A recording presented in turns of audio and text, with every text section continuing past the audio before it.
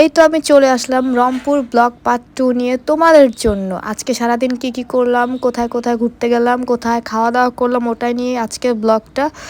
তো চলো পুরো ব্লগটা কিন্তু দেখবা, মিস করবা না। তো hello everyone, welcome back to my new blog. তো এই তো এখন বাজে সকাল 11টা, আর আমি এই যে রেডি হয়ে নিয়েছি ঘুরতে যাওয়ার জন্য। প্রচণ্ড গরম, জামা পরেছি তাও পুরাই ঘামতেছি, আর আমার চোখের অবস্থা পুরাই খারাপ। আসার পর থেকে শুধু পানিই পড়তেছে। আর আমার ব্যাগে ছিল এই সানগ্লাসটা, ভাগ্যিস ছিল, আমি কিন্তু এটা নিয়ে আসিনি, এটা আমার ব্যাগেই ছিল, তার জন্য আমি পরে ফেললাম। কারণ আমি আমার পাওয়ারের চশমাটা পরলেও আমি চোখ দিয়ে পানি পড়তেছে, এই চশমাটা পরলে তাও একটু ভালো লাগতেছে। আর এত গরম ছিল কি বলবো। আর গরমে দেখো রূপমণি কি পরিমাণ কালো হয়ে গেছে। আর আজকে রূপমণির আর আমার জামা প্রায় সেম টু সেম, ওইটাই বলতেছিলাম আমরা দুইজন। এইখানে ঈদের জন্য অটো পাওয়া যাচ্ছে না, তাই খুব কষ্ট করে একটা অটো নিয়ে যে আমরা পুরাই বাজারে চলে আসলাম বাসা থেকে। আর এখন আমার মামির জন্য আমরা ওয়েট করতেছি, কারণ ওনারা ছিল পরের অটোতে, ফার্স্ট অটোতে আমরা বসেছিলাম। আর এই যে অটোটা ভাড়া করা হয়েছে আমাদের জন্য রিজার্ভ করে, যাতে আমরা যেখানে ঘুরতে যাব ওখানে আসা যাওয়ার জন্য এই অটোটা। তারপরে আমরা ওখানে যেতে যেতে একটা বেজে গিয়েছে। রংপুর শহরেও দেখলাম যে এখানে কাচ্চি ভাইও আছে, কাচ্চি ডাইনও আছে। এখন আমরা কাচ্চি ভাইয়ে যাব খেতে, যেহেতু দুপুর একটা বেজে গেছে, তার জন্য ভাবলাম আগে খেয়ে নিই, খাওয়া দাওয়ার পরে হচ্ছে সব ঘোরাফেরা। তো এই তো আমি আমার ব্লগে এখন খুব কমই দেখাই নিজেকে, কারণ আমাকে দেখতে এখন জানি কেমন লাগে, নিজেকেই দেখলে অদ্ভুত লাগে। কারণ আমি এত পরিমাণ শুকাইছি যেটা বলার বাহিরে। এই ব্লগটা দেখে আমি বুঝতে পারছি যে না, আমি অনেক শুকাইছি। তো এখন আমরা বসে পড়লাম খেতে, ছবি টবি তুলে। আর ওখানে এত পরিমাণ ঠান্ডা ছিল, খুবই ভালো লাগতেছিল, পুরো রিল্যাক্সিং। তারপর আমরা একটু ফ্যামিলি ফটো টোটো তুললাম। আর এখানে আমরা নিয়েছি মাংস ভুনা, তারপরে প্লেন পোলাও, আর ওইখানে নিয়েছে কাচ্চি।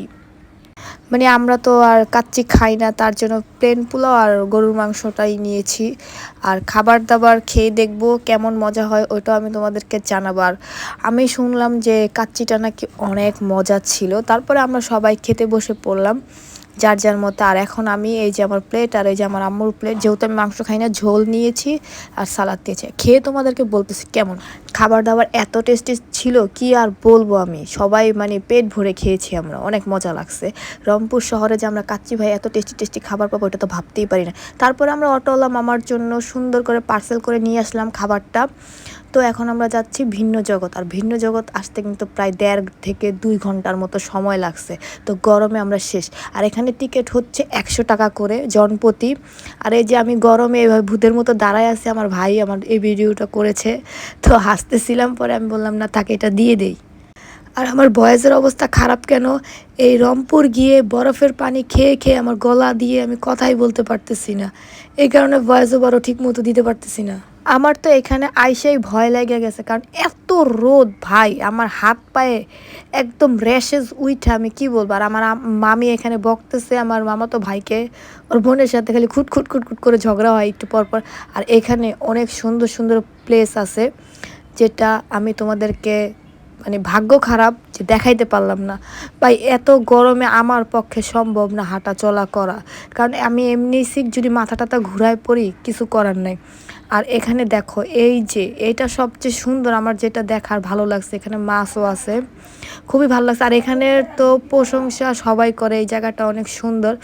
বাট লাস্ট টাইম আমি একটু দোলনায় দুলে নিলাম আমার মামির বোনের সাথে, ও আমাকে ডাক দিল যে আসো, আমি বললাম গরম লাগবো না, কারে আসো। তারপর আমরা দুজন একটু দুলতে দুলতে কথাবার্তা বলতেছি, আর মানুষের কথা বলতেছি, এত গরমে কীভাবে ঘুরতেছে। আবার এই যে এই দাপাদাপি গরুর উপরে উঠা দাপাইতেছে, কি বলবো। আসলে কি এখানে যারা থাকে তাদের অভ্যাস আছে এই গরমে থাকার, বাট আমরা তো এমনি বাসা থেকে কম বের হই, তার জন্য রোদটা আমাদের জন্য অনেক বেশি লাগতেছিল। আর দেখতে দেখতে আমার মামি পুরাই অসুস্থ হয়ে গেল, কি আর বলবো, সে হাঁটতে পারতেছে না, সে বমিও করে দিছে গরমে। তারপরে তার মাথায় পানি টানি ঢেলে এখন এখানে বসলাম।